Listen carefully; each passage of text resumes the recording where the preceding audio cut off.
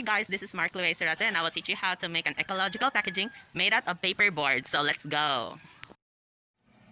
So in this process, we need a pulse-powered blender, a cellulose sponge, industrial grade screen, a cotton cloth, and especially paper boards. Voila! So at the blender, we put 4 cups of water equivalent to 0.98 liters of water.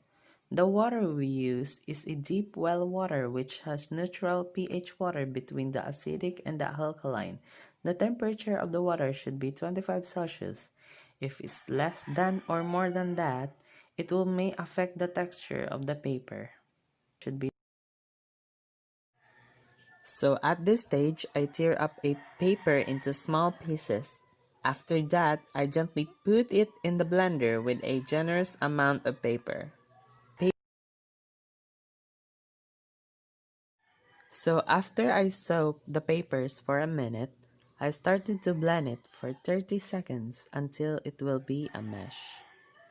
Sabaan ni mga manok, oy! This is a mesh would look like after you blend it. So smooth and silky. So I put the screen on the bottom, a cotton cloth in the middle so the mesh won't lump, and a screen at the top again for foundation.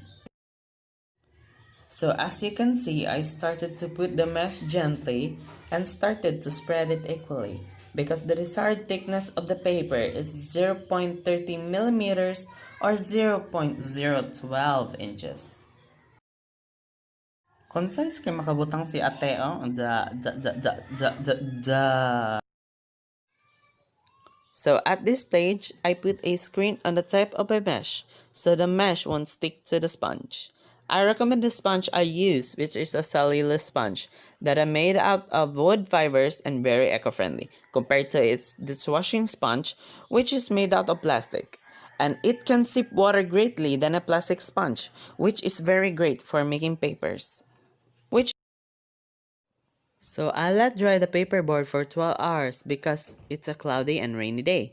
33 degrees Celsius and above will make the drying process more quicker for 30 minutes under the rays of the sun. So after the drying process, I let my brother iron my paper mache to prevent lumps and deformation of the paperboard. Moreover, it gives much bonding of particles if there is heat and compression applied that makes the paper strong and durable enough for packaging. So at this process, it's make the paper stronger when heat and compression combines by the use of iron. So after that, I cut the sides so that it will be equally and decent to present for packaging. You can form it at any shape, but we choose to cut it in a rectangle form. For the next video, we'll show on how to create the packaging by the use of paperboard mache. So thank you for watching, guys. This is the ending of the video, and the next who will report is Therese C. for the science application.